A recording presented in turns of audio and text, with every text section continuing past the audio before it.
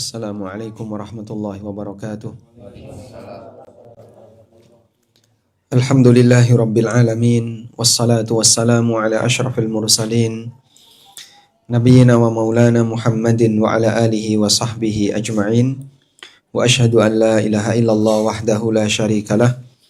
Wa ashhadu anna Muhammadan abduhu wa rasuluh sallallahu alaihi wa ala alihi wa sahbihi wa man tabi'al huda ila yaumiddin. Alhamdulillah, di waktu duha ini kita bisa kumpul bareng dalam rangka belajar dan insya Allah nanti akan membahas tentang masalah fikih zakat sebagai salah satu rukun Islam. Dan salawat dan salam semoga tercurah untuk junjungan kita Nabi Agung Muhammad sallallahu alaihi wasallam. Serta tidak lupa kita mengucapkan jazakumullah khairan kepada Bapak Ahmad Zaki sekeluarga yang telah memberikan kita fasilitas untuk bisa belajar bareng di kesempatan pagi ini. Ada beberapa jamaah yang menanyakan, bisa nggak kita gabung kajian di sini? Bisa saja, tapi saya nggak tahu gimana cara daftarnya. Karena tertulis di poster ANB, cuman nggak ada nomor kontak siapa yang bisa dihubungi untuk pendaftaran. Bapak daftar nggak? Saya tetangga. Oh, tetangga. Kalau tetangga otomatis terdaftar ya. Jadi di sini nggak ada peserta yang tidak resmi, semuanya resmi. Baik, kita langsung masuk saja. Sebagaimana biasanya, saya akan lebih banyak untuk oret-oret agar Bapak Ibu bisa lebih maksimal dalam menerima materi. Sebelumnya, coba kita jelaskan terlebih dahulu tentang peta rukun Islam. Kita tahu bahwa rukun Islam yang 5, pertama adalah syahadat. Jadi dipahami terlebih dahulu, semua rukun Islam itu amal lahiriah. Semua rukun Islam itu berkaitan dengan amal lahiriah. Gimana? Oh, adabnya ke sini. Ini ditarik gini. Oh, ustadznya ngadep ke sini. Oh, saya menghadap ke sini. Ustadznya ngadep ke sini. Papan tulis perlu dikondisikan. Ini aja yang ini. Oh, maju ke sini. Nah, cukup gini ya, cukup. Yang itu mungkin mundur, Pak. Baik. Kita ulangi ya. Jadi semua rukun Islam itu adalah amalan lahiriah. Pertama syahadat. Syahadat ini sebenarnya amal lahir atau amal batin? Amal lahir. Maka ketika seseorang bersyahadat, kita hukumi dia statusnya muslim. Terlepas dari kondisi hatinya, misalnya dia sebenarnya belum mau masuk Islam atau dia masih membenci Islam, dia belum menerima, itu urusan dia dengan Allah. Tapi ketika kita tidak tahu kondisi batin atau tidak ada indikator yang menunjukkan kalau sebenarnya dia belum mau masuk Islam, maka kita sikapi orang itu sesuai dengan amal lahiriahnya. Tayyib. Dan syahadat ini sebagai gerbang Islam. Maka ketika seseorang yang dulunya non-muslim kemudian ingin disebut sebagai orang muslim yang amalnya diakui, dia harus masuk gerbang terlebih dahulu. Ada seorang mahasiswa yang dia mengerjakan tugas akhir tapi ternyata belum terdaftar. Kira-kira dapat ijazah nggak? Ya? Nggak dapat. Nanti kalau dapat ijazah itu ijazah palsu. Kalau belum terdaftar loh Pak. Kalau terdaftar ya, wallahu a'lam. Lulus atau tidak. Kemudian yang kedua ada sholat. Sholat ini amalan terbaik yang mewakili ibadah badaniyah. Ada disebut ibadah badaniyah. Ibadah badaniyah itu apa? Ibadah yang bentuknya adalah amalan fisik, amalan badan. Kemudian yang ketiga, zakat. Zakat adalah amalan lahiriah terbaik yang mewakili ibadah maliyah. Ibadah maliyah, ibadah harta. Ada banyak ibadah harta. seperti kurban, kemudian wakaf, sedekah, infak, dan seterusnya. Namun ibadah maliyah terbaik adalah zakat. Lalu ada yang keempat adalah haji. Haji ini ibadah gabungan antara badaniyah dan maliyah. Karena itu Allah Subhanahu wa taala ketika menyebutkan haji, Allah mengatakan manistata'a ilaiha sabila. Barang siapa yang memiliki kemampuan untuk melakukan perjalanan ke arah sana. Kemampuan perjalanan dijelaskan oleh Nabi SAW, ar-rahilatu wazzad. Ar-rahilatu wazzad, kendaraan dan bekal. Karena itu bagian dari kemampuan seseorang untuk bisa melaksanakan ibadah haji. Dan yang kelima adalah puasa. Puasa ini ibadah tanpa amalan. Sehingga dalam puasa sebutkan bacaan yang menjadi rukun puasa. Bacaan apa yang jadi rukun puasa? Dalam puasa itu Anda harus membaca apa biar puasanya itu sah? Enggak ada. Sebutkan gerakan yang jadi rukun puasa. Ketika puasa kita harus bergerak apa? Enggak ada. Jadi kalau ada orang puasa kok tidur terus, sah nggak puasanya? Sah. Yang penting dia tidak melakukan pembatal, tidak makan, tidak minum, tidak hubungan badan, maka puasanya sah. Maka kita sebut ibadah puasa adalah ibadah tanpa amalan. Karena cuma satu ini ibadah yang sifatnya ibadah yang bentuknya menahan diri, tidak melakukan sesuatu, maka dia kosong dari amalan. Baik, ini kurang lebih peta dari rukun Islam. Sehingga kenapa Allah Subhanahu wa taala memilih 5 ibadah ini sebagai rukun Islam? Karena dia mewakili aneka kegiatan yang dilakukan oleh manusia. Baik berkaitan dengan fisiknya, berkaitan dengan hartanya, gabungan antara fisik dan harta, dan ibadah yang bentuknya sabar menahan diri. Selanjutnya, kita akan fokus di materi zakat. Zakat secara makna bahasa memiliki beberapa arti. Bisa artinya tumbuh. Zakat secara makna bahasa bisa artinya tumbuh. Zakat secara makna bahasa juga bisa artinya suci. Allah Subhanahu wa taala mengatakan qad aflaha man zakkaha. Sungguh beruntung orang yang menyucikan jiwanya. Sedangkan secara makna istilah adalah kewajiban mengeluarkan sejumlah harta dengan aturan tertentu yang itu merupakan rukun Islam. Baik, selanjutnya kita langsung masuk ke macam-macam zakat. Kita mulai dari macam-macam zakat.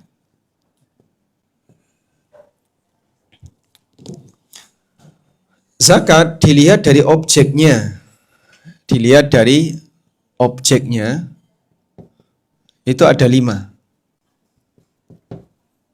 Yang pertama, zakat mal. Berarti objeknya adalah mal. Kemudian yang kedua ada zakat pertanian atau zakatuz zira'ah. Sesuai dengan namanya, berarti objeknya adalah hasil pertanian. Kemudian yang ketiga ada zakat, kalau ini namanya zira'ah. Kemudian yang ketiga ada zakat hasil ternak yang disebut dengan zakatul masyiyah. Lalu yang keempat ada zakat perdagangan yang disebut dengan zakat tijarah. Kemudian yang kelima ada rikaz. Rikaz ini zakat untuk harta karun. Zakat untuk harta karun. Harta karun itu apa sih, Pak? Benda berharga yang kita temukan di dalam tanah. Orang nemu itu ada 2 ya. Nemu di permukaan tanah, nemu di dalam tanah. Kalau nemu di permukaan tanah, berarti kemungkinan besar pemiliknya masih hidup.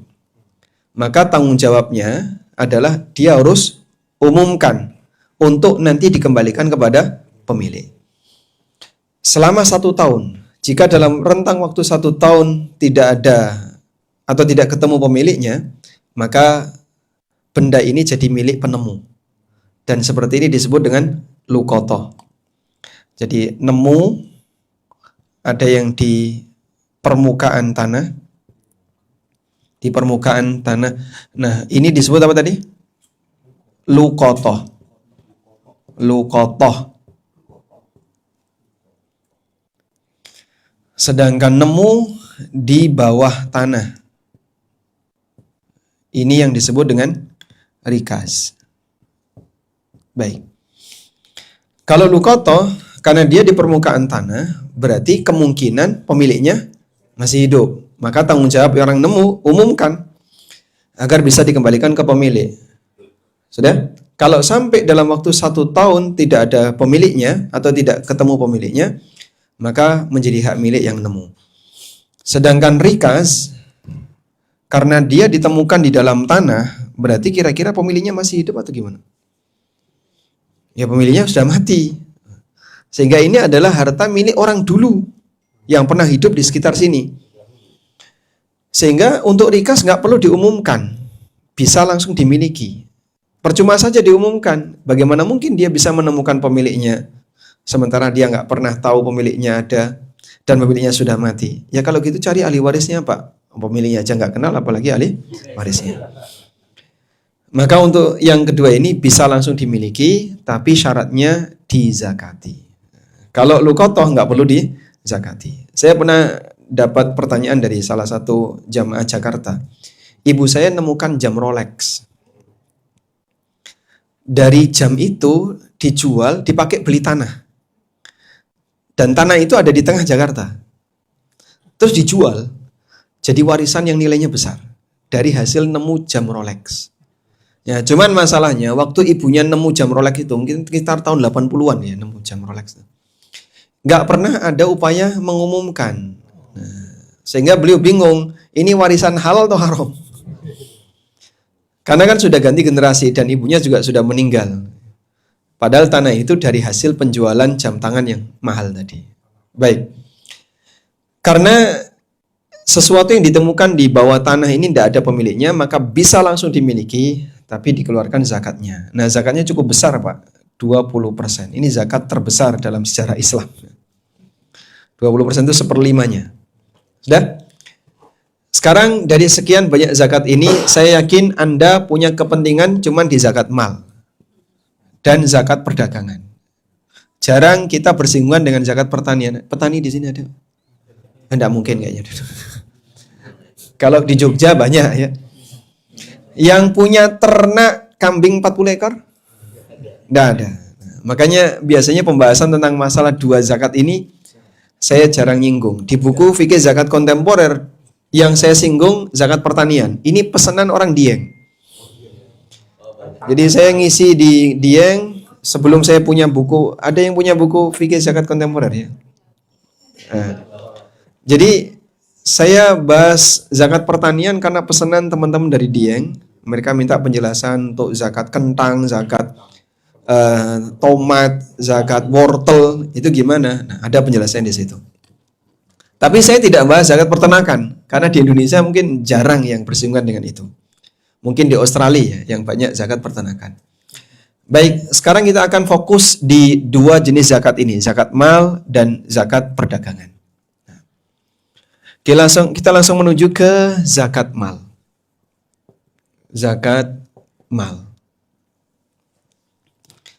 Zakatul mal yang disebut dengan mal, definisi mal adalah alat tukar. Yang ini merupakan benda likuid yang bisa dijadikan sebagai media untuk transaksi, jual beli. Maka mal dulu bentuknya cuma 2, antara dinar, satunya lagi dirham. Karena itu hadis yang berbicara tentang zakat mal, hadis itu menyebutkan tentang dinar dan dirham. Dinar itu emas, sedangkan dirham itu perak. Baik. Sehingga ketika kita membahas tentang zakat mal, acuannya adalah zakat yang berlaku pada dinar dan dirham. Turunannya, hukum turunannya adalah mata uang yang berlaku di masyarakat.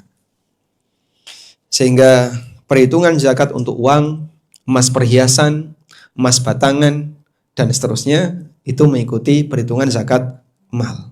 Semua harta likuid yang bisa dibagikan dengan cepat dan dia menjadi alat tukar, perhitungannya mengikuti perhitungan zakat mal. Baik. Selanjutnya, acuan zakat mal. Hadis yang bisa dijadikan dalil tentang zakat mal itu ada banyak sekali, tapi yang paling lengkap hadis Ali bin Abi Thalib.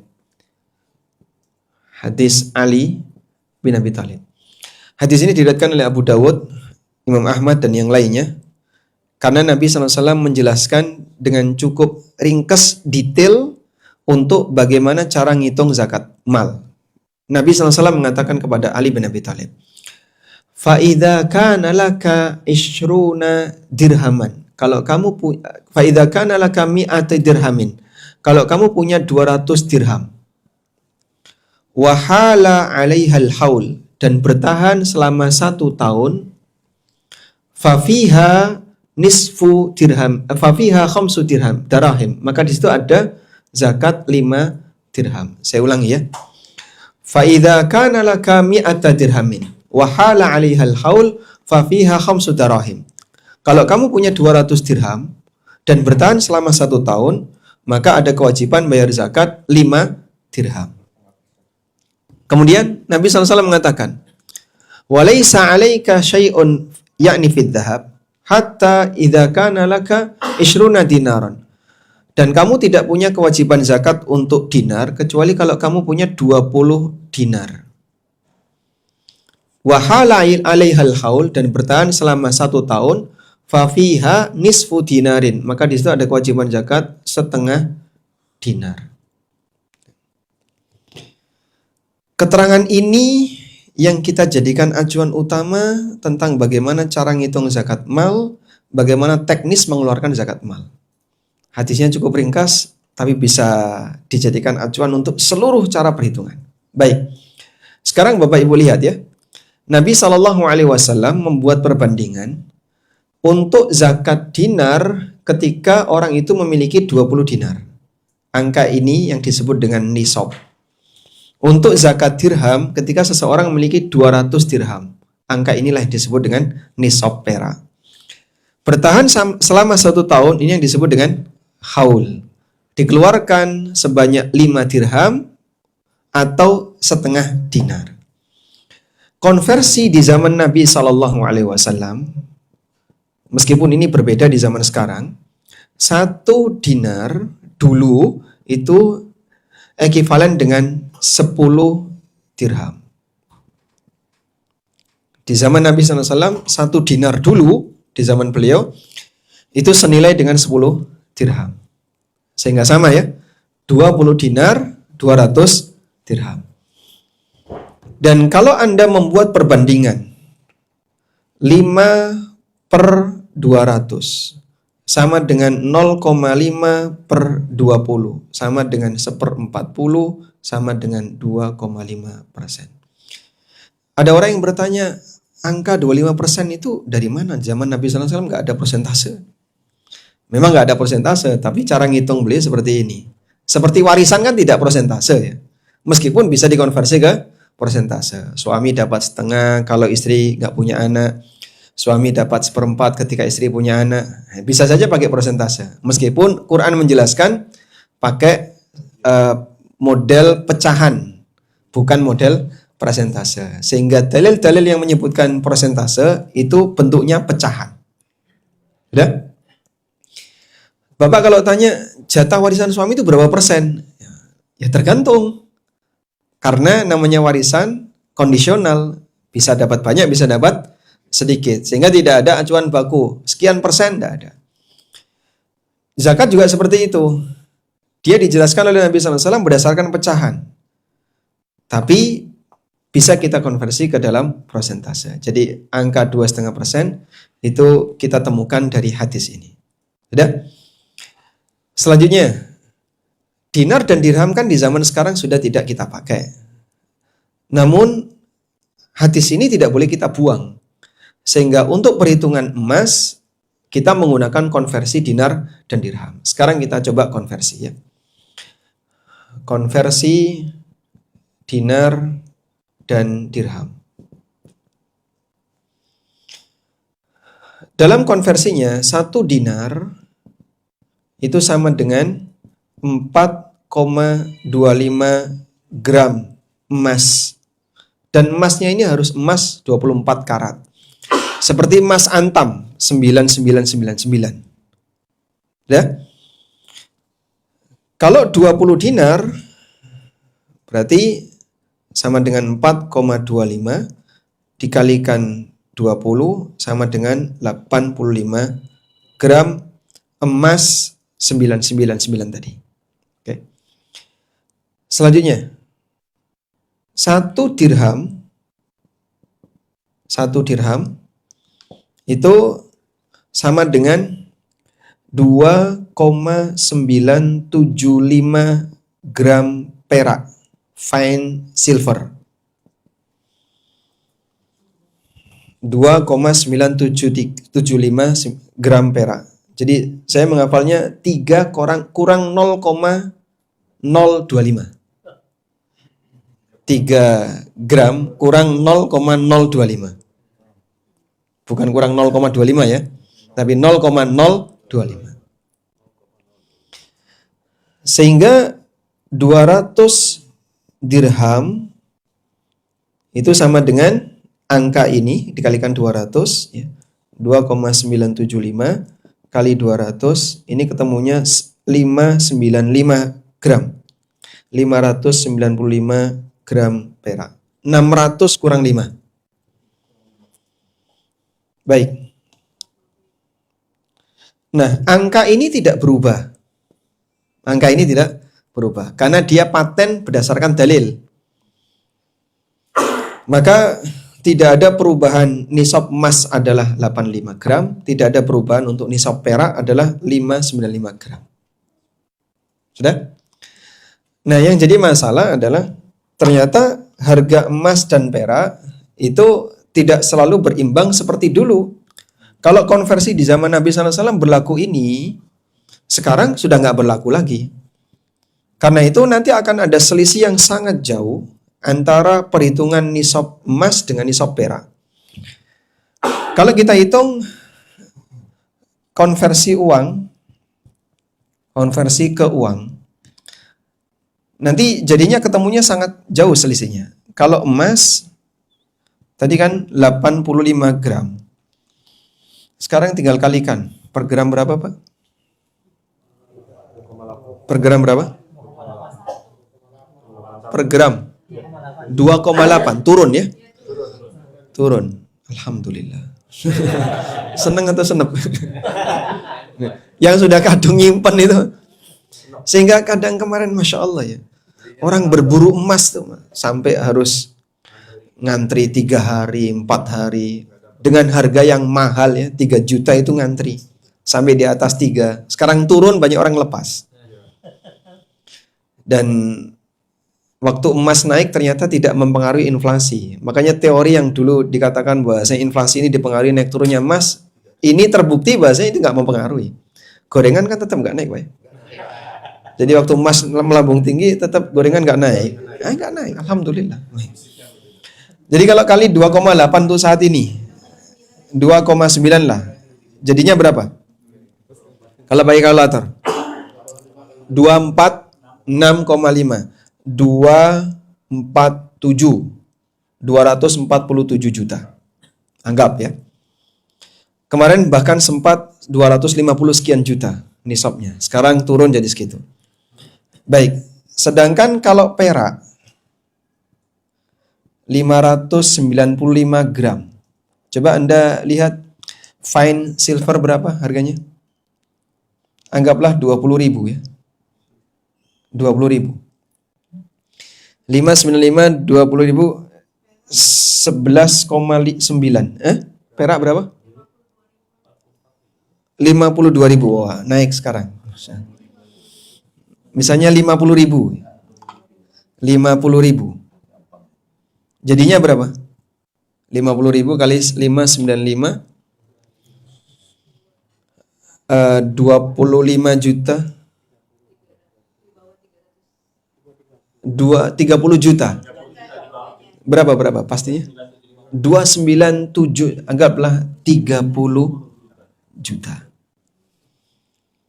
Jauh sekali. Jadi yang dulu berimbang, dulu di zaman Nabi SAW, nilai ini dengan nilai ini sama. Nah, sekarang kan karena perak nggak bisa mengimbangi harga emas, sehingga selisihnya jauh sekali. Dari sinilah kemudian muncul perbedaan pendapat di kalangan ulama kontemporer. Zakat uang itu mengikuti yang mana? Mengikuti emas ataukah mengikuti perak? Ada dua pendapat. Ada yang mengatakan pokoknya ikuti yang paling rendah, yang paling murah. Tujuannya apa? Agar muzakinya lebih banyak. Agar yang berstatus wajib zakat lebih banyak. Ketika yang berstatus wajib zakat lebih banyak, menguntungkan para mustahik. Sehingga orang-orang miskin, orang-orang yang membutuhkan, mereka lebih banyak tercover dari zakat. Dan itu pendapat jumhur ulama. Seperti Lajnah Daimah, Majma' Fiqih Islami, mereka mengambil pendapat nisab untuk uang itu mengikuti perak karena lebih murah.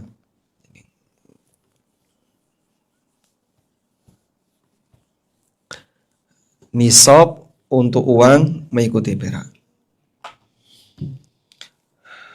Nisab uang. Nah, di sini yang jadi pertanyaan adalah ikut mana, kan gitu ya? Ikut yang mana?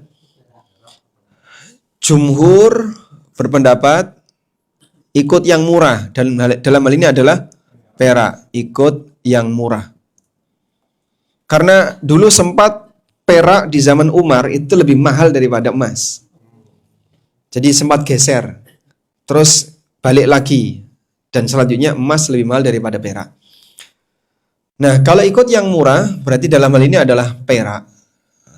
Ketika ikut perak, maka berarti nisabnya 30 juta. Siapa yang punya tabungan 30 juta, maka dia sudah berstatus sebagai muzaki, sehingga dia wajib zakat. Baik. Pendapat yang kedua, ini pendapat saya tulis saja sebagian ulama, karena dia tidak mewakili lembaga tertentu. Kalau jumhur ini ada Lajnah Daimah, ada Majma' Fiqih Islami, jadi lembaga fikih internasional, baik yang ada di bawah OKI maupun Robito, itu mengikuti pendapat dia pakai nisab yang murah. Sebagian ulama mengatakan selalu emas. Pokoknya emas, berapapun harga emas. Baik dia lebih murah maupun lebih mahal daripada perak. Dan alasannya karena emas ini relatif lebih stabil mengikuti kondisi harga di masyarakat. Sehingga kalau dia mengikuti emas, untuk saat ini nisab senilai 247 juta. Baik. Bapak catat dulu nih ya. Jadi posisi nisab untuk perhitungan zakat mal atau zakat uang adalah ada dua pendapat antara 30 juta atau 247. Baik. Kalau secara pribadi milih yang mana Pak Ustadz? Kalau saya secara pribadi lebih cenderung ke emas. Dan dalil yang saya gunakan adalah hadis Mu'adz. Saya sebutkan tarjih, pemilihan pendapat yang lebih mendekati kebenaran.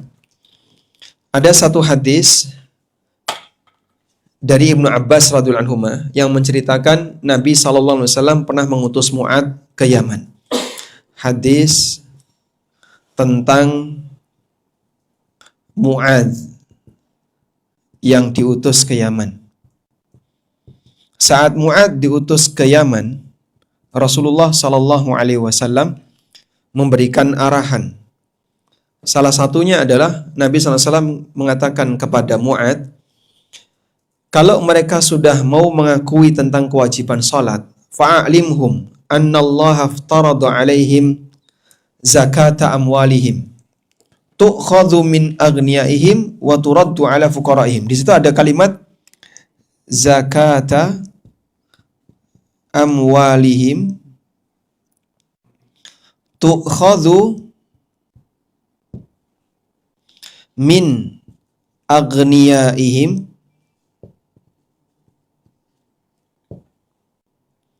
faturaddu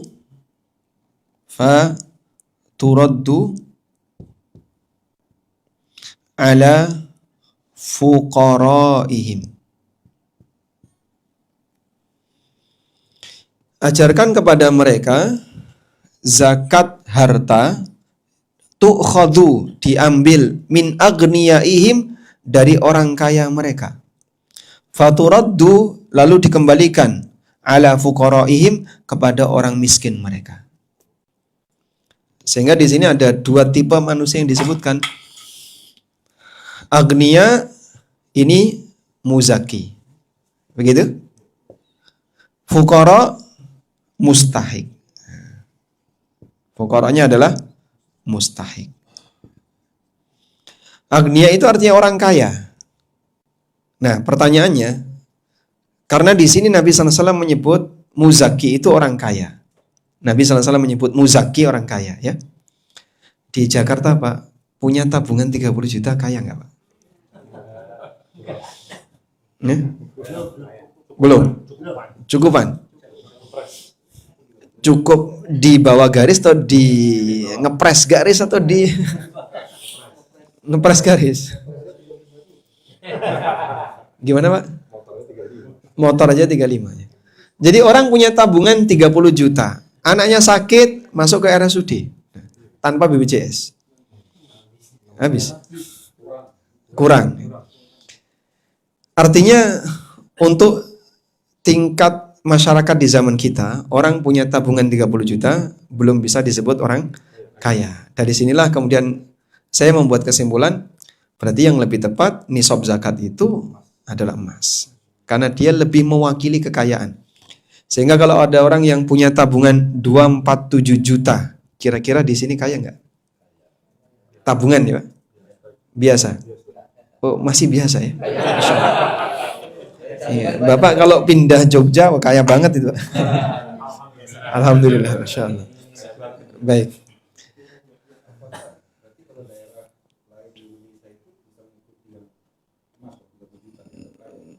Daerah yang lain di Indonesia, misalnya, standarnya kembali kepada urf secara umum. Jadi umumnya masyarakat kita, ya sudahlah kita ambil misalnya Makassar ya. Untuk 30 juta kaya atau miskin? Hah? Biasa. Artinya dia belum disebut sebagai orang kaya. Maksudnya begini, bukan berarti dia orang miskin yang berhak dapat zakat, tapi status disebut sebagai agniya, umumnya masyarakat menilai tabungan di angka ini belum. Berarti ini belum cocok untuk dijadikan sebagai standar nisab. Maka yang lebih tepat adalah pendapat ya, zakat. Ya. Tapi dia punya utang 1 miliar. Ya. Ya. Apakah dia juga dianggap orang kaya? Apakah dia wajib zakat karena dia punya harta segitu? Punya harta segitu, tapi dia punya kewajiban. Ya. Lebih lagi. Gitu. Ya. Dia dianggap sebagai orang yang wajib zakat karena punya harta segitu, harta senisab, walaupun dia punya utang. Kecuali kalau utangnya dibayarkan. Baik. Kita belum menyinggung itu ya. Ya. Sekarang kita lanjutkan. Nah, jadi yang jadi masalah adalah di sini tidak ada jadwal piket ya.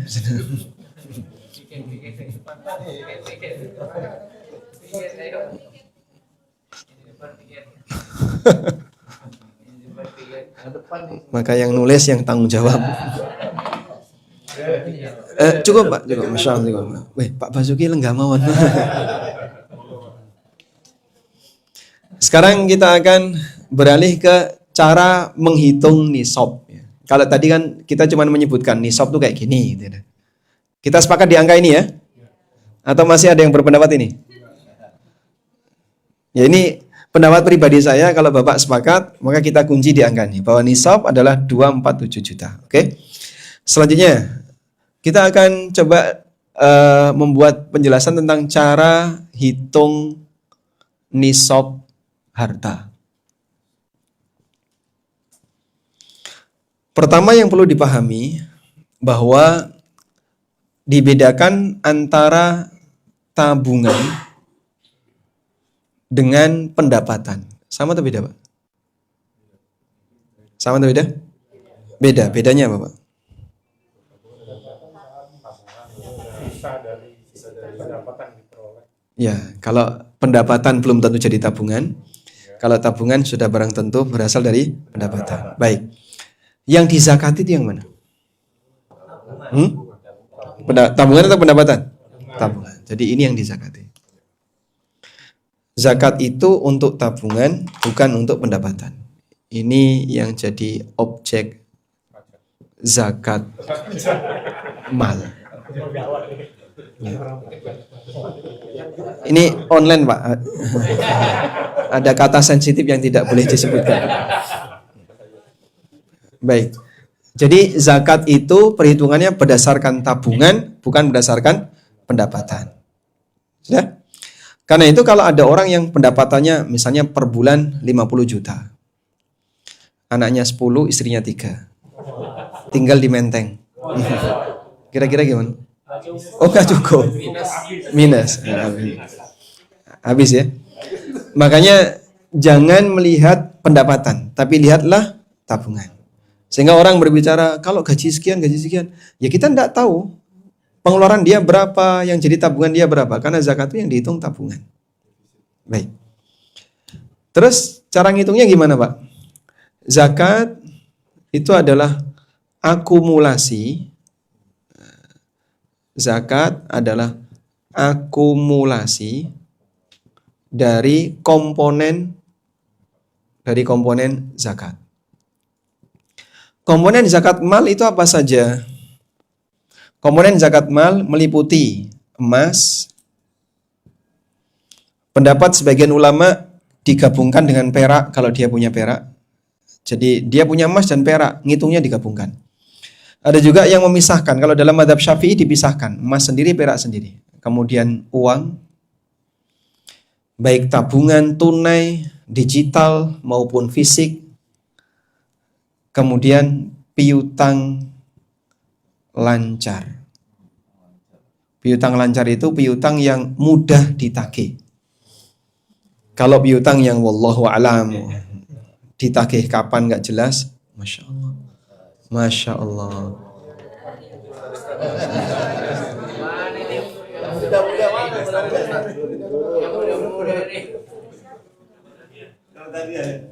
Dapat hadiah.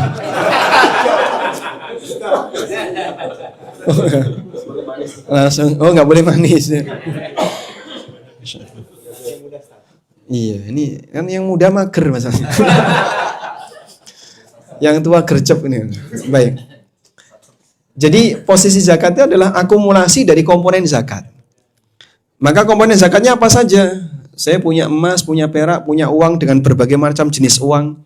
Mau uang dalam negeri maupun uang luar negeri, termasuk piutang lancar. Ini semuanya dihitung jadi satu. Kalau kripto, Pak, tinggal Anda konversi aja jadi uang, kemudian nanti dimasukkan dalam perhitungan ini.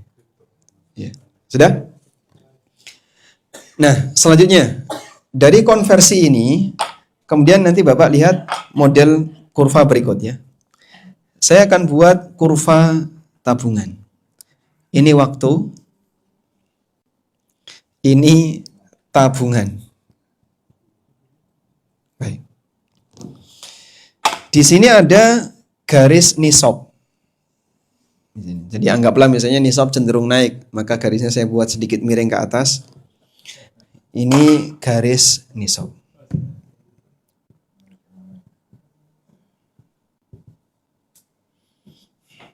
Baik. Seseorang misalnya awalnya dia datang ke Jakarta dengan modal 100 juta. Dia punya duit 100 juta. Berarti hartanya masih di bawah nisab. Lalu dia melakukan usaha jualan bakso, kemudian naik, tabungannya naik. Ini tabungan ya, kurva tabungan naik sampai akhirnya nembus nisab. Udah? Kemudian nikah dia, Masya Allah, langsung jatuh tabungannya.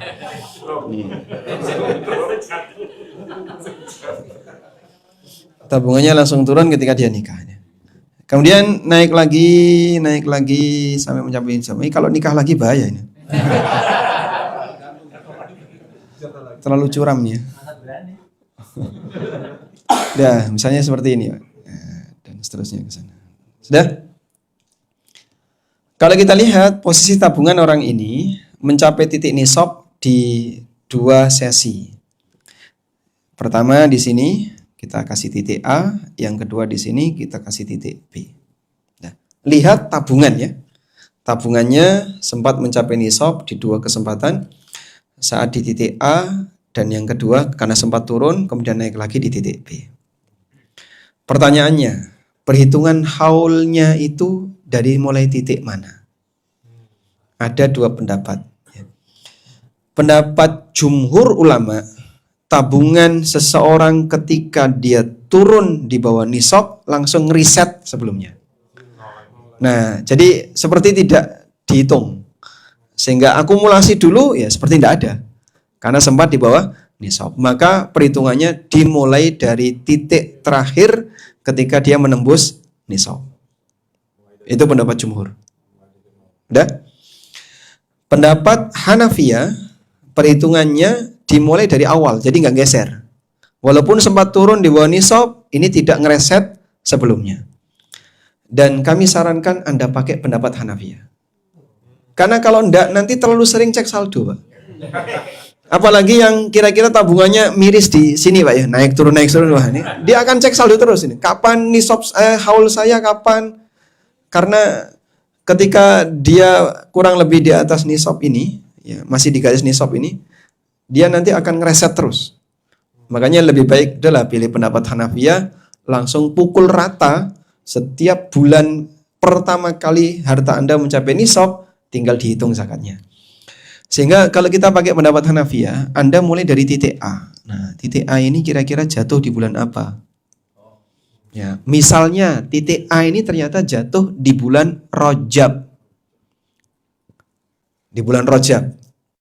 Anggaplah misalnya tahun 45 Hijriah. Sekarang kan 47 ya. 1447. Bapak lahir tahun berapa? Hah? 1955. Kita kalau nyebut itu kan 19-nya dibuang. Tahun 45, tahun 67 gitu. Maka cara menyebutkan tahun Hijriah tahun 45, tahun 47. Sekarang kita tahun 47. Sebentar lagi kita akan masuk tahun 48. Misalnya Rajab tahun 45. Berarti zakatnya kapan? Rajab 46 kan gitu. Maka dia nanti ngitung zakat setiap Rajab. Sehingga zakat mal itu sebenarnya nggak ada hubungannya dengan Ramadan, Pak.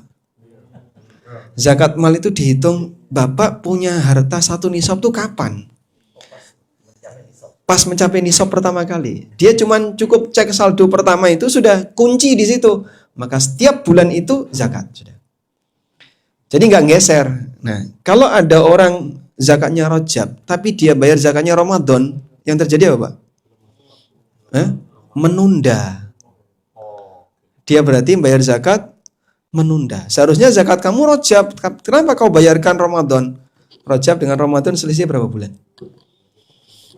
2 bulan. Rajab, Sya'ban, Ramadan. Dan itu pelanggaran. Seharusnya kamu sholat duhur di waktu duhur, dia tunda menjelang asar. Dan itu pelanggaran. Makanya banyak orang yang kadang bayar zakat Ramadan, saya sebenarnya nggak yakin ini benar zakatnya Ramadan. Bisa jadi dia zakatnya di bulan yang lain. Ada yang Muharram, ada yang Dzulqa'dah, ada yang bulan-bulan yang lain. Sudah? Sehingga nanti proyeksi zakat dia adalah Rajab tahun depan. Nah, misalnya di sini. Zakat dia berikutnya di bulan Rajab tahun 46 Hijriah. Nanti Rajab tahun depan lagi terus seperti itu. Maka saat Rajab tahun 46, dia tinggal cek saldo akumulasi dari ini tadi. akumulasi harta kamu dari semua komponen zakat ini totalnya berapa? Nah, di sini. Misalnya kalau di situ ketemu angka 350 juta. Maka yang dia zakati 350 juta, 2,5%-nya dari ini. Ya. Gampang ya? Fluktuasi uang di sini biarin aja, Pak. Nggak usah dihitung. Anda tidak berkewajiban untuk ngitung keluar masuknya uang di sini, naik turunnya neraca keuangan di sini, nggak usah dihitung, Pak. Yang dihitung di ujungnya saja. Saat di ujung akumulasinya berapa, itulah yang dizakati. Ada pengusaha yang konsultasi zakat ke saya, dia bawa neraca keuangan, ada debit, kredit, saldo. Saya nggak bisa baca, Pak. Nggak ngerti saya kayak gini. Sehingga saya bingung, ini udah gini aja, Pak. Bapak zakatnya kapan? Ramadan misalnya. Ramadan itu Bapak cek saldo saja, selesai. Cek saldo, emasnya berapa, kalau punya perak nanti di jumlah berapa, uang piutang lancar ada nggak? Totalnya ini 2,5%. Gampang ya? Jadi fluktuasi di antara itu Anda tidak perlu ngitung. Uang masuk, uang keluar dan seterusnya enggak, abaikan saja. Nanti di akhir itu dihitung. Baik. Selanjutnya, zakat itu rentang. Zakat itu rentang. Masya Allah, Masya Allah. Masya Allah. Mudahan dikit. Hah? Oh, baik, kita hitung dulu ya.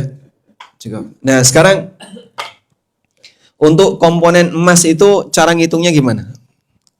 Cara hitung komponen emas. Cara hitung emas. Kalau dia emas 24 karat sudah bisa langsung dimasukkan. Kalau emas yang kurang dari 24 karat. Ngitung emas yang kurang dari 24 karat. Misalnya seseorang punya emas perhiasan, ya, kalung 20 gram 18 karat. Kemudian gelang 100 gram, Masya Allah, ya, berat banget ini. 20 karat. Nah, misalnya gini ya. Terus ngitung zakatnya gimana? Dikonversi dulu, Pak. 18 per 24 kali 20. Berapa gram ini? Jadi berapa gram?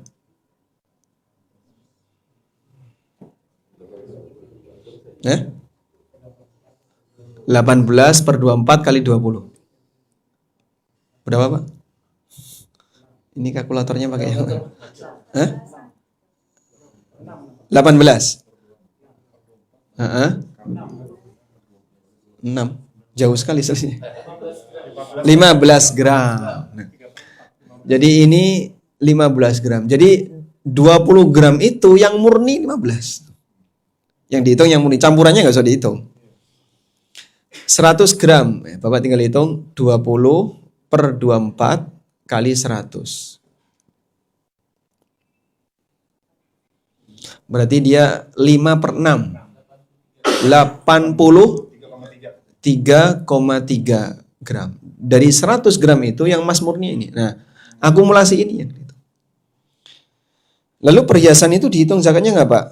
Perhiasan, pendapat yang lebih kuat, semuanya dihitung. Baik yang dipakai, yang disimpan, semuanya dihitung. Udah? Ini untuk perhitungan emas di bawah 24 karat. Nah, selanjutnya.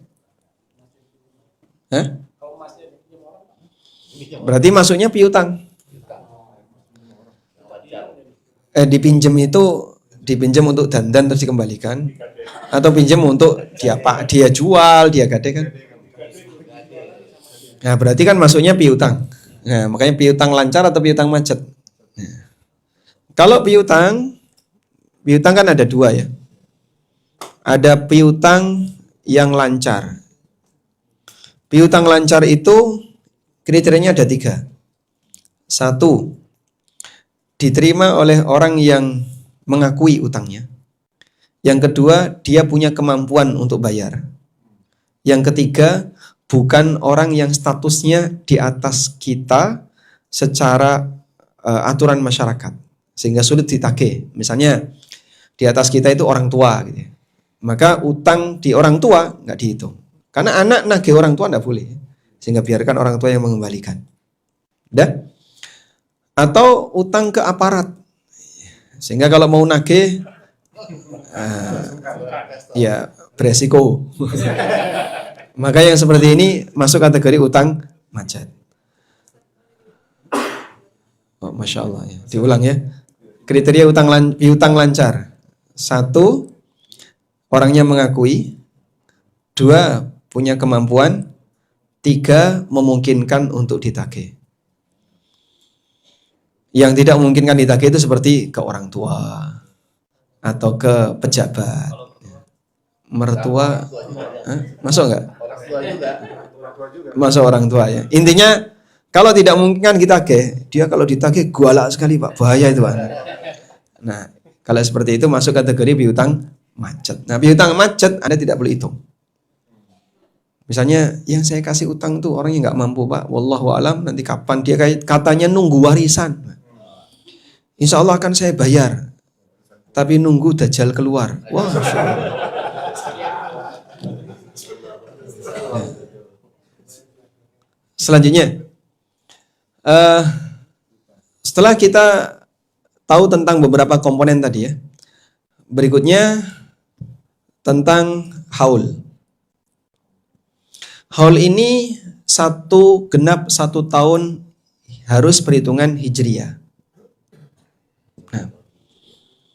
Nah, yang jadi masalah adalah kalau ada orang yang neraca keuangannya itu tutup berdasarkan perhitungan Masehi. Pokoknya akhir tahun Desember baru ada perhitungan neraca keuangan. Rugi laba misalnya. Nah, kalau seperti itu gimana? Ya, kalau seperti itu berarti perhitungan pribadi dia tetap harus geser. Karena selisih 11 hari ya. Selisih 11 hari. Sehingga dia tetap harus ngitung berdasarkan 1 tahun hijriyah. Selanjutnya, boleh cicil zakat. Boleh cicil zakat. Maju sebelum haul. Tapi tidak boleh cicil zakat mundur pasca haul. Nah, Bapak lihat ini ya. Zakatnya si A tadi adalah di bulan Rajab tahun 46.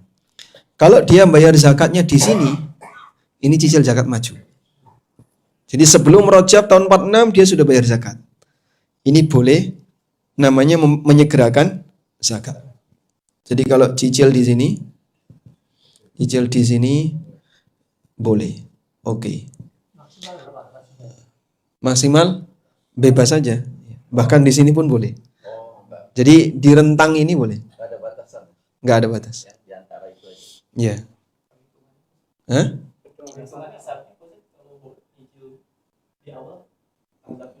Nah, nanti ketika dia sudah cicil di awal, misalnya dia sudah pernah bayar zakat di sini senilai 10 juta. Dah? Zakat dia dari 350 itu berarti berapa? 7,5 tambah 875 ya. 7,5 tambah 125. 875. Ini kan berarti kewajiban zakatnya 8,75 juta. Nah, berarti ini kelewat. Oh, dia sudah bayar semuanya. Andai kan di sini dia baru bayar 5 juta. Berarti pas di sini dia tinggal bayar kekurangannya. Dipahami? Baik. Kalau cicil maju boleh, kalau cicil mundur, nah di sini baru cicil. Setelah sampai Rajab 46 dihitung hartanya sekian, terus baru dicicil. Cicil mundur. Nah, ini pelanggaran karena dia berarti menunda zakat. Ini sama dengan menunda zakat, dan menunda zakat ya sama sebagaimana menunda kewajiban yang lainnya, dan itu nanti dia jadi pelanggaran. Dan selanjutnya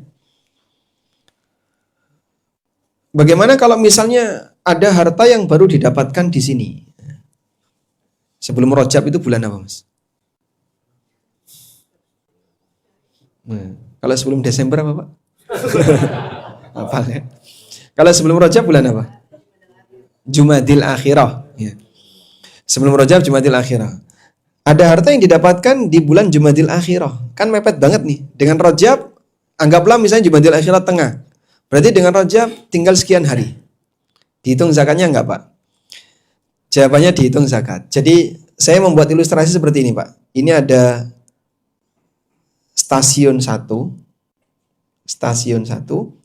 Ini ada stasiun 2. Ada kereta yang menampung harta Bapak. Kereta berjalan menampung harta kita. Sudah? Dari stasiun 1, kereta ini sudah membawa harta 1 nisab.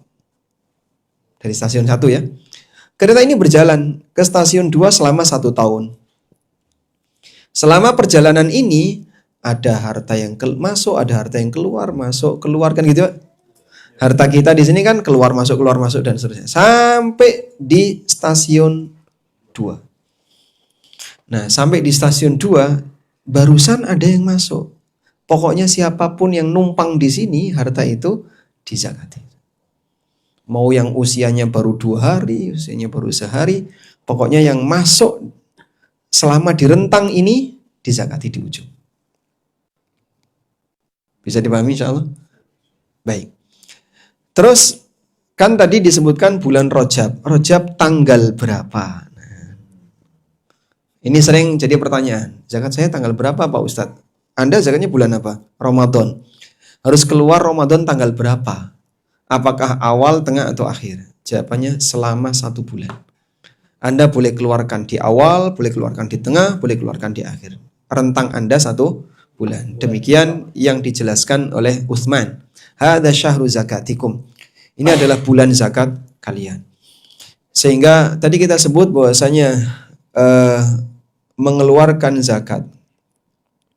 Mengeluarkan zakat itu sifatnya rentang 1 bulan zakat. Di mana bulan zakat masing-masing orang itu berbeda-beda. Ada orang yang bulan zakatnya Ramadan, berarti selama 1 Ramadan sampai 30 Ramadan sampai akhir Ramadan. Ada yang bulan zakatnya di Sya'ban, ada yang bulan zakatnya di Rajab dan seterusnya. Bisa dipahami? Insyaallah. Baik, alhamdulillah. Nah, selanjutnya selama rentang 1 bulan zakat ini, pertanyaannya, misalnya Anda mau bayar zakat di bulan Ramadan. Terus pas tanggal 15 Ramadan dibayarkan. Tanggal 20 Ramadan ada harta yang baru. Ada 2 pilihan, dizakati ketika itu atau dihitung tahun depan. Karena sudah selesai pembayarannya pas tanggal 15, sudah saya bayarkan semua Pak Ustadz. Saya punya harta misalnya 1 M, saya bayarkan 25 juta untuk zakatnya, sudah selesai. Tanggal 20 Ramadan ada harta baru masuk. Apakah dizakati sekarang atau nunggu Ramadan tahun depan? Boleh sekarang, boleh dihitung Ramadan tahun depan. Karena Anda sebenarnya sudah bayar ketika itu. Ya, kewajiban sudah ditunaikan. Nah, ada harta baru ya dihitung besok juga bisa. Paham ya? Karena kan dia tidak keluar dari kantong ini ya. Kalaupun keluar kan keluar untuk kebutuhan sehari-hari, nanti masuk lagi dan seterusnya sampai dia tiba di stasiun yang kedua. Baik, sampai di sini ada pertanyaan? Pas 1 jam ya materinya. Misalnya kita mencapai nisab di Rajab 45, kemudian di Rajab 46 ternyata kita nggak mencapai nisab itu kan. Nah, ya. Nah, tapi nanti perhitungannya lagi itu bayar zakatnya nanti di Rajab 47 atau gimana? Baik. Nah, ini ada kasus ya. Ada orang yang di bulan Rajab tahun 46 ini ternyata hartanya di bawah nisab turun gini. Nah, pas di Rajab tahun 46 karena dia dihitung tadi ini ya, Rajab 45. Pas ngitung Rajab 46 ternyata saldonya di bawah nisab. Maka nanti tunggu ketika naik lagi. Nah, pas naik Rajab, Ramadan, Syawal. Nah, di sini ternyata Syawal. Maka dia keluarkan saat Syawal. Nah, sehingga nanti selanjutnya Syawal terus. Ini yang menyebabkan dia bergeser nisabnya, haulnya geser. Begitu? Karena fluktuasi ini sudah lebih dari setahun. Jadi kalau setiap tahun itu sesuai nisab, misalnya A 350 gitu ya, bayar kan, apa zakatnya, terus di titik C nggak berubah, tetap segitu dia bayar lagi. Di titik C nggak berubah, tetap 350. Iya. Ya. Dia bayar lagi. Tetap lagi ya. Walaupun misalnya hartanya tidak berkembang, kok sama seperti itu terus? Karena zakat itu untuk kepemilikan, bukan untuk pertambahan. Kamu memiliki harta sekian, maka kamu harus bayar zakat. Nah, selanjutnya saya akan beralih ke zakat perusahaan.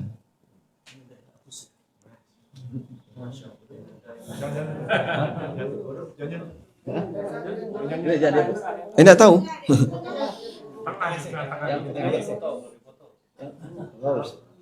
Kan ini baru lagi.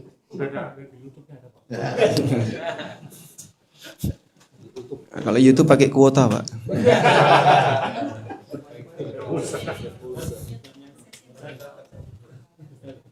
Ya. Zakatnya itu harus berupa nilai uang atau kalau diberikan untuk diberikan kepada fakir miskin. Diberikan fakir miskin dalam bentuk sembako. Zakat itu dikeluarkan sesuai dengan jenisnya. Sehingga zakat pertanian pakai bahan makanan, hasil pertanian, zakat binatang pakai binatang, zakat mal pakai mal. Maka zakat mal dikeluarkan dalam bentuk uang atau emas atau perak, 3 itu. Sehingga boleh nggak dikeluarkan zakat mal itu dalam bentuk sembako? Jawabannya enggak boleh. Ya. Kekayaan yang berupa tanah, rumah.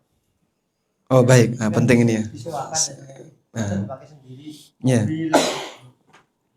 Tadi sudah kita sebutkan di depan bahwa mal itu adalah uang, emas, perak, uang dengan aneka turunannya, mau yang digital, kartal, kemudian yang ada di bank, yang di rumah, bahkan kripto nanti dikonversi ke uang. Ya. Intinya harta yang liquid. Sedangkan semua aset milik pribadi, baik yang diem, dipakai, maupun yang disewakan, semuanya tidak wajib dizakati. Ya. Jadi aset yang disebut oleh para ulama dengan mal, sebutannya mal kinyah. Ada istilah mal kinyah. Mal kinyah itu harta yang tidak berkembang karena dia digunakan untuk kepentingan sehari-hari, atau dia dibiarkan tapi bentuknya selain liquid. Contohnya tanah, rumah, perabotan, dan seterusnya ya. Kita punya perabotan yang banyak. Sehingga misalnya ada kulkas, AC, ini totalnya Pak Ustadz kalau dijual ya. Dulu kami beli sampai 500 juta. Dizakat tidak? Tidak. Itu namanya mal kinyah. Mobil mal kinyah. Dulu ada kuda dan Nabi SAW mengatakan laisa 'alal muslimi fi farasihi wala 'abdihi sadaqah. Tidak ada kewajiban zakat untuk kuda dan budak. Budak itu harganya berapa, Pak? Ya? Budak itu 9 uqiyah. Ini budak perempuan di zaman Rasulullah SAW. Ada orang yang dibebaskan dengan harga 9 uqiyah. Aisyah beli budak sekian. Satu uqiyah itu berapa satu uqiyah? 9 dinar kalau nggak salah. Kok 9 dinar? Salah. Coba kok tadi lali. Nanti lihat ya, cari di ChatGPT. Satu uqiyah berapa ya? Yang ini nilainya ratusan juta. 40 dirham, 4 dinar. 4 dinar. Berarti kalau 9 uqiyah 4 kali 9 36 dinar. Ya. Kalikan 4,25 gram. Jadinya 36 kali 4,25 40 dirham. Kan 4 dinar. Satu dinar 10 dirham Ya, 36 dinar kali 4,25 jadinya berapa? 153 gram. Ya. Kalikan 2,8 tadi. 400. Nah, itulah. Jadi satu alpat itu sama dengan satu budak wanita. Baik. Dan dulu Nabi SAW banyak membebaskan budak. Sehingga menunjukkan bagaimana sedekah membebaskan budak itu butuh harga yang mahal. Di antaranya Abu Bakar As-Siddiq. Bilal itu dibebaskan oleh Abu Bakar. Dan beliau membayar kurang lebih senilai itu. Nah, malkinnya baik bentuknya aset yang dimanfaatkan atau aset diam atau yang disewakan. Ini semuanya masuk kategori malkinnya. Nah, untuk aset yang disewakan, maka yang dizakati adalah zakatnya untuk hasil. Jadi Bapak kebayang nggak berapa zakatnya hotel? Kalau asetnya dizakati, gede sekali Pak. Yang lebih mahal lagi pemilik maskapai. Masya Allah, zakat pesawat. Maka pesawat, mobil rental, bis rental, dan seterusnya itu tidak dizakati semuanya. Yang dizakati hasilnya. Kapal tanker, itu semuanya tidak dizakati. Yang dizakati adalah hasilnya. Bersih setelah dikurangi. Ya nanti digabung seperti tadi ngitungnya Pak. Kereta berjalan ini. Ada yang keluar masuk dan seterusnya itu nggak bisa dihitung. Jadi Bapak nerima misalnya hasil sewa kos-kosan, Bapak nerima 100 juta. Dalam waktu setahun kan ada yang dipakai ini. Jadi digabungkan dengan perhitungan uang tadi. Jadi tabungan. Jadi hasilnya adalah tabungan. Bukan ketika dapat hasil dikeluarkan zakatnya, bukan. Kalau dijual berarti jadi uang. Tanah dijual. Hasil penjualan. Uangnya jadi komponen zakat. Komponen zakat ya berarti ngitungnya kereta jalan tadi. Bapak zakatnya di bulan Ramadan, ya. Laku pas bulan Sya'ban. Berarti dapat uang banyak, umur 1 bulan dizakati. Udah? Sekarang saya coba bahas untuk zakat perdagangan. Tadi perusahaan nanti dulu ya. Zakat perdagangan. Perdagangan yang dimaksud di sini adalah orang jualan barang. Kalau jasa itu berarti hasil uangnya ya. Sedangkan unit yang disewakan tidak dihitung. Dalam perdagangan itu kan terjadi seperti ini Pak. Uang, barang. Uang jadi barang, barang jadi uang. Muter kayak gini. Begitu Pak. Perputaran ini tidak mempengaruhi perhitungan apapun karena dua-duanya dizakati. Sehingga dalam perdagangan yang dizakati apa? Uang dan barang. Nah, barang yang dimaksud adalah stok. Maka perhitungan zakat perdagangan nanti dia akan melakukan stok opnam setiap tahun. Misalnya zakat dia di bulan Sya'ban, nanti bulan Sya'ban dia stok opnam. Totalnya berapa stok yang dia punya, ditambahkan uang, ditambahkan tabungan dia, tambahkan emas dan seterusnya, total itu semuanya dizakati. Maka orang yang zakatnya paling besar ya developer. Dia jualan rumah. Toko emas, ya kalau emas kan liquid semua itu. Kalau developer dia nggak punya duit tunai. Maka ada banyak kasus. Saya tergabung di APSI, namanya Asosiasi Properti Syariah Indonesia, sebagai salah satu ya, Dewan Pengawas Syariah. Dan kasusnya ada yang utang zakat. Dia punya 100 unit, belum laku semua. Ya tinggal kalikan 100 kali sekian ratus juta, 2,5%, kewajiban zakat dia misalnya 3 miliar. Tapi duit tunai tidak ada segitu. Ada uang tunai cuma 200 juta, 300 juta. Cuman tuh kalau dibayarkan zakat semua, habis deh. Dia nggak punya cash flow. Terus gimana Pak Ustadz? Ya kamu tunggu rumah 3 laku, langsung jadikan zakat. Rumah 4 laku, jadi zakat. Itu tanggung jawab bagi mereka yang usaha properti. Berat juga. Developer ada di sini. Nah, insya Allah bisa dipahami. Jadi untuk perdagangan intinya di sini, pokoknya pahami stok itulah yang dizakati.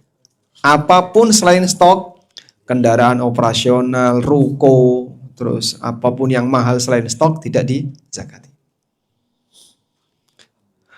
Selanjutnya,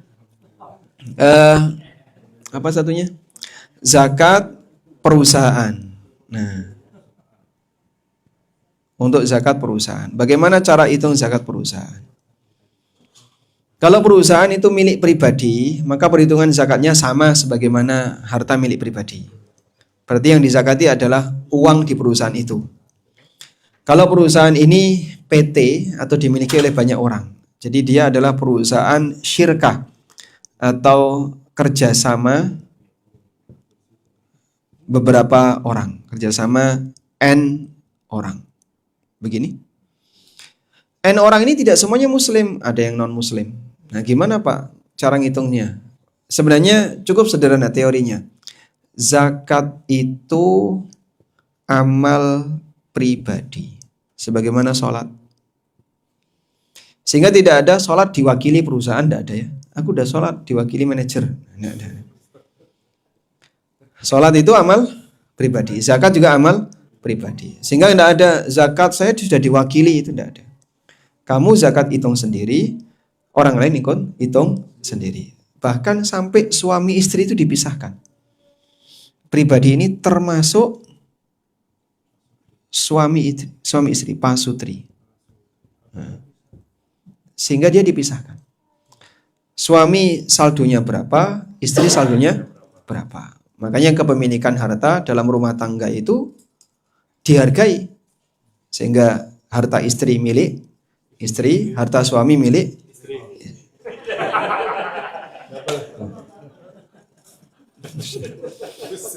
hati-hati dengan ras terkuat di bumi. Harta suami milik suami, gitu ya. Maka gimana kalau misalnya dua-duanya berpenghasilan terus dicampur? Dicampur tidak apa-apa, tapi perhitungannya dipisahkan. Kalau masalah dicampur, masalah ini aset milik bersama, kalau rumah kan tidak usah dihitung, Pak. Tapi kalau yang masih liquid, jadi istri kerja, suami kerja, tabungannya jadi satu rekening misalnya. Berapa totalnya? 500 juta. Istrinya punya berapa? Istri 250, suami 250. Anggap ya, berarti kan sama-sama nisab nih. Ya, jadi masing-masing dizakati sendiri-sendiri. Tapi kalau suami 300, istri 200, suami sudah nisab, istri belum nisab, yang dizakati punya suami. Begitu? Baik. Nah, berarti kalau perusahaan gimana, Pak? Jika di sebuah PT ini mau dizakati, anggaplah misalnya terdiri dari 5 orang pemilik, 4 atau 3 muslim, 2 non muslim. 3 muslim, yang 2 non muslim. Nah, cara ngitung zakatnya berarti fokus di 3 ini. Yang muslim, yang non muslim tidak dihitung. Anggap misalnya 5 orang ini punya saham yang sama, berarti masing-masing 20% ya. Tahun ini PT memiliki tabungan. Terus anggaplah saldo liquid PT 1T misalnya. 1 triliun ini adalah saldo liquid PT. Kalau yang nggak liquid nggak usah dihitung, Pak ya. Perusahaan ini memang nilainya besar, tapi kan nilai besar itu ada aset, ada mesin dan seterusnya. Nah, yang dihitung adalah yang liquid, 1T. 1T berarti dimiliki 5 orang. Maka Bapak sebagai salah satu dari 3 muslim tadi berarti punya 200 M. Nah, 200 M dijumlah dengan emas, uang dan seterusnya yang ada di rumah. Sehingga masing-masing dihitung sendiri-sendiri. Nanti muslim yang lain ya sama. Nah, bisa jadi perhitungan zakatnya bulannya beda. Yang orang 1 Ramadan, orang 2 Syawal, orang 3 Dzulhijjah misalnya. Ya, berarti nanti Mereka cuma diberitahu untuk saat ini saldo kita sekian. Silakan kamu hitung sendiri. Walaupun 1T itu belum diterima, tapi sudah dimiliki saat dia ngitung zakat. Sehingga Bapak ketika ngitung zakat bulan Ramadan, duit Bapak di sana berapa? Ini laporannya untuk bulan ini sekian, berarti duit saya sekian. Nah, terus Bapak hitung. Walaupun duit itu ketika diambil tidak bisa. Karena masih diputar. Kan dari dana cadangan atau apapun yang bisa. Sebab bagi hasil misalnya akhir tahun. Tapi itu sudah jadi milik saya, walaupun belum saya terima. Dipahami insya Allah? Alhamdulillah. Baik, jam 11:30 ya. Hah? 200 M? Ya, ketika tidak punya cash ya tadi terutang, Pak. Nah, terutang. Ketika Bapak punya duit berikutnya, silakan dipakai bayar. Yang ini disebut dengan utang agama. Utang agama itu karena kewajiban kita dalam agama belum terbayarkan. Nah.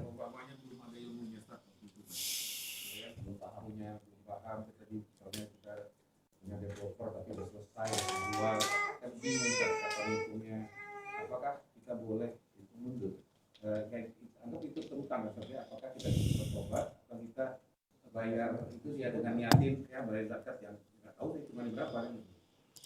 Iya. Halnya case-nya dengan orang tua juga Pak. Mungkin yang kita tahu dia punya aset tapi dia udah meninggal kan? Apakah itu kita sebagai anak untuk mengurangi Wajib zakat ya? Mengurangi beban beliau di sana kita kodok zakat. Pertama, aset enggak dizakati, Pak ya? Iya. Bapak developer. Baik. Baik. Kalau ada orang yang punya usaha dagang tertentu, mau developer maupun yang lain, dulu karena belum tahu ilmunya, enggak dizakati selama bertahun-tahun. Lalu gimana itu, Pak? Ya, berarti terutang. Dan kewajiban kita dalam agama itu ada dua hak. Hak Allah dan hak makhluk. Hak Allah ketika dia nggak sengaja, dia nggak tahu, nggak ada dosa. Tapi hak makhluk tidak hilang. Sehingga jadinya utang kepada fakir miskin atau mustahik. Maka dalam kondisi ini, Bapak hitung mundur sebisanya. Berarti kira-kira pas tahun ini, dulu saya punya stok sekian. Tahun ini saya punya stok sekian. Lalu saya zakati. Nah, dizakati setelah tahu. Sehingga ketidaktahuan itu tidak menghilangkan kewajiban. Karena posisi dia punya utang kepada orang lain. Beda dengan ketidaktahuan berkaitan dengan hak Allah. Misalnya, saya nggak tahu kalau ini kalau saya harus sholat misalnya. Ada orang yang ibu-ibu ya lagi haid atau dia nggak ngerti. Sebenarnya dia itu tidak haid, tapi dikiranya haid. Dia nggak sholat karena nggak tahu. Sampai bertahun-tahun ya sudah, nggak ada tanggung jawab apapun. Lain halnya ketika dia tidak tahu berkaitan dengan hak sesama fakir miskin, maka dia tetap wajib bayarkan karena ada hak manusia di situ. Saya pernah jumpai kasus ini di orang Jakarta juga, terus saya kasih tahu zakatnya kayak gini Pak ngitungnya. Wah selama ini nggak saya bayarkan, berarti Bapak terutang. Langsung dia transfer 2M. 2M kali 40 kan seperempat tadi ya, 2,5% ya. 2M kali 40 berarti kurang lebih 80M. Kewajiban objek zakatnya. Bapak keluarkan zakat, dia langsung transfer 2M. Wah, setelah itu waktu dititipkan ke kami ya kita rada kelimpungan ya. Transfer 500 banyak 4 kali. Kita bagi-bagikan ke banyak yayasan ya. Lembaga pendidikan yang gurunya digaji 900.000 per bulan ya. 800.000 per bulan itu bisa mendapatkan santunan dari zakat tadi. Nah. Baik. Mau tanya, jadi kalau dulu kan jadi sama orang tua kita, kan kalau karyawan itu biasanya bisa savingnya sedikit karena putaran terus. Jadi waktu orang tua nasihatin pokoknya kamu setiap dapat penghasilan 2,5% udah minimum harus keluarin. Jadi prinsipnya seperti itu dulu tuh. Kita di brainwash seperti itu gitu ya. Pokoknya kita minimum harus keluar 2,5% dari penghasilan kita. Karena memang kemampuan kita untuk saving kecil sekali kalau kita menunggu hisab dan zakat. Jadi akhirnya dikasih dogmatis seperti itu. Iya. Bagaimana? Banyak sekali yang punya pemahaman seperti itu, Pak. Saya juga pernah ngisi seperti ini di sebuah perusahaan. Terus ada salah satu manajer yang bilang, saya nggak ngitung kayak gitu, Mas. Jadi saya nggak pelit. Terus gimana cara Bapak ngitung? Berapapun yang saya dapatkan, langsung saya keluarkan seketika, 2,5%, 2,5%. Terus saya tanya, setelah Bapak dapat itu, ada nggak sisa? Ya ada, jadi tabungan. Tabungan itu Bapak zakati nggak? Loh kan saya sudah zakati di depan. Akhirnya kantong dia nggak pernah tersentuh. Yang seharusnya wajib dizakati itu nggak pernah dizakati. Yang belum wajib dizakati malah dizakati. Nah itu kesalahan ketika seseorang belum paham tentang bagaimana cara ngitung zakat yang benar. Sehingga ada dua kesalahan ketika orang begitu terima langsung zakat. Kesalahan yang pertama adalah dia bayar zakat sebelum nisab. Ulama sepakat orang yang bayar zakat sebelum nisab sama seperti orang sholat sebelum masuk waktu. Sah nggak sebagai sholat? Ya? Enggak, sholat sebelum masuk waktu sah atau tidak? Sah. Sebagai sholat sunnah. Ada orang sholat 2 rakaat dengan niat subuh sebelum subuh. Jadinya apa? Tahajud. Mungkin dia nggak tahu karena lampu mati, HP hilang misalnya. Dikiranya sudah subuh karena dengar ayam berkokok. Dia sholat niat subuh, tiba-tiba terdengar azan. Dari luar jauh, oh, kok baru azan? Nah, ternyata ini baru subuh. Sholat tadi yang dia kerjakan statusnya sunnah. Ya, ketika tidak sah sesuai dengan niat, maka diganjar sesuai sholat sunnah sebagai ibadah mutlak. Nah, ibadah mutlaknya itu sebagai amal ibadah sunnah. Sehingga orang bayar 2,5% dengan niat zakat, padahal belum wajib zakat, belum nisab, maka dia sama dengan sedekah. Dia dapat pahala sedekah. Jadi nggak sia-sia. Kalau sedekah kan tidak ada aturan harus nisab dulu. Begitu. Nah, kalau yang tertampung di kantongnya tadi, dia biarin aja sehingga tidak pernah dizakatin. Nah, dia salah di situ. Maka misalnya kantong saldo dia sampai 400 juta, 500 juta. Karena dia berpikir sudah saya zakati di depan. Padahal zakat itu kan tiap tahun. Ijma ulama zakat tiap tahun. Untuk zakat mal, maka nanti dia harus ngitung mundur nih. Dulu tahun sebelumnya kau punya harta berapa dizakati. Tahun sebelumnya lagi punya harta berapa dizakati. Dan cukup banyak ya orang punya kewajiban tertunda tapi tidak dibayar karena tidak tahu. Beberapa ibu-ibu yang tidak puasa karena haid. Waktu SMA, SMP nggak dikodok Pak. Bertahun-tahun nggak dikodok puasanya, nggak diganti sampai 100 hari. Saking lamanya. Ya karena akumulasi haid dia yang tidak dikodok tadi. Per bulan anggaplah sepekan dia haid. 7 hari kali 12 tahun. Sampai lulus kuliah misalnya. Baru sadar setelah dia ngaji. Ya dia punya kewajiban untuk kodok puasa Ramadan selama bertahun-tahun. Wallahu a'lam. Baik, silakan.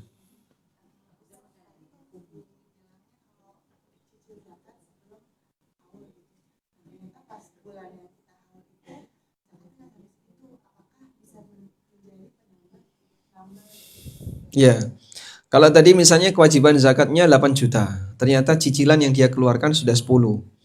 Ada 2 yang bisa dia lakukan. 1, dia jadikan kelebihannya sedekah. Atau yang kedua, kelebihan ini untuk zakat tahun berikutnya. Ya, jadi cicilan maju untuk tahun berikutnya. Tapi yang paling nyaman ya, sudah jadikan sedekah saja, sehingga kelebihannya tidak dihitung. Seperti developer, kalau nunggu dijual dulu rumahnya baru bayar, itu merubah haulnya nggak? Haulnya tidak berubah. Karena kan dia memiliki itu. Tapi dia nggak bisa bayar. Jadi haul yang berubah tadi, dia tidak memiliki. Saldonya turun. Nah, barulah haulnya geser. Ya. Ya, 3 tahun kali berapa nilai properti. Kecuali kalau dia kemudian beralih profesi. Saya mutung jadi developer. Terus rumah ini sudah saya nggak jual lagi, udah saya jadikan pondok pesantren. Nah, dah sejak titik itu nggak wajib zakat. Ya sebelumnya itu harus dibayar. Baik. Walhamdulillah, cukup ya. Baik, sekarang sudah jam 11.36. Persiapan sholat duhurnya jam berapa? 12.05. Kan Bapak masih punya acara adat kan? Makan maksudnya. Ada upacara adat. Atau ada lagi yang mau disampaikan? Mungkin masih ada kasus yang belum.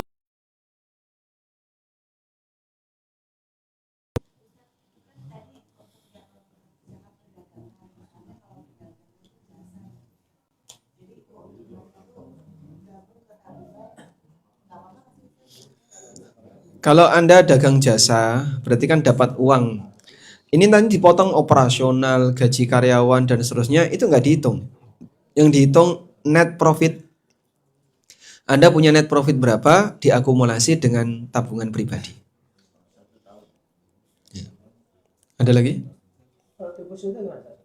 Deposito masuk piutang lancar, Pak ya? Kan terjamin, Pak. Ya termasuk bagi hasilnya. Bagi hasilnya sudah ada belum ketika ngitung itu? Jadi pada saat Ramadan bagi hasilnya belum ada, nah berarti kan nggak dihitung. Karena belum ada. Bagi hasil deposito bisa terbaca belum?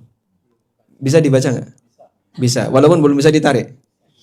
Jadi Bapak nanti cek saldo deposito, kalau sudah terlihat bagi hasil ya dihitung. Ini terlepas dari halal haram deposito ya. Harta haram nggak boleh dizakati, dikeluarkan semua. Harta haram tidak boleh dizakati, dikeluarkan semua.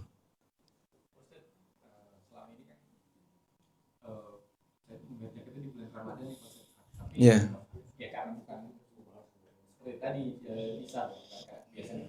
Ya, kalau sudah berlalu seperti itu Pak, lanjutkan saja. Karena kan mungkin Bapak nge-track dulu bulan apa kan nggak tahu ya. Ya, kalau sudah berlangsung Ramadan berkali-kali, jadi Bapak tinggal lanjutkan Ramadan terus. Kecuali kalau pas Ramadan tahun tertentu, Bapak cek saldo di bawah nisab. Nah, berarti nanti tunggu sampai naik. Ya. Ada lagi? Saham. Ya saham berarti seperti ngitung perusahaan tadi Pak. Bapak punya berapa persen nih? Sebenarnya ada dua cara ya ngitung zakat saham. Ada yang berdasarkan harga saham. Jadi nilai saham Bapak itu berapa duit, berapa rupiah. Udah pakai acuan itu saja. Atau yang kedua pakai persentase perusahaan dan mungkin itu lebih rumit. Karena Bapak misalnya saham saya cuman nggak sampai 5% Mas. Cuman 3%. Tapi nilai perusahaan ini gede banget. Sekian T. Nah, cuman kan fluktuasinya kadang kita harus cek neraca keuangan perusahaan. Paling gampang ya pakai harga saham itu saja. Itu yang paling gampang. Cukup? Ada lagi? Walhamdulillah. Baik, jika sudah selesai, mungkin itu yang bisa kita bahas. Dan apa yang tadi kita sampaikan semuanya kami tuangkan di buku Fikih Zakat Kontemporer. Pak Basuki punya, Pak? Insya Allah punya ya. Di buku itu kita bahas beberapa kasus zakat yang lain, termasuk para mustahik ya, yang cukup banyak pembahasannya. Demikian, wassallallahu ala nabiyyina Muhammadin wa ala alihi wa sahbihi wasallam. Wa akhiru da'wana anil hamdulillahi rabbil alamin. Wassalamualaikum warahmatullahi wabarakatuh.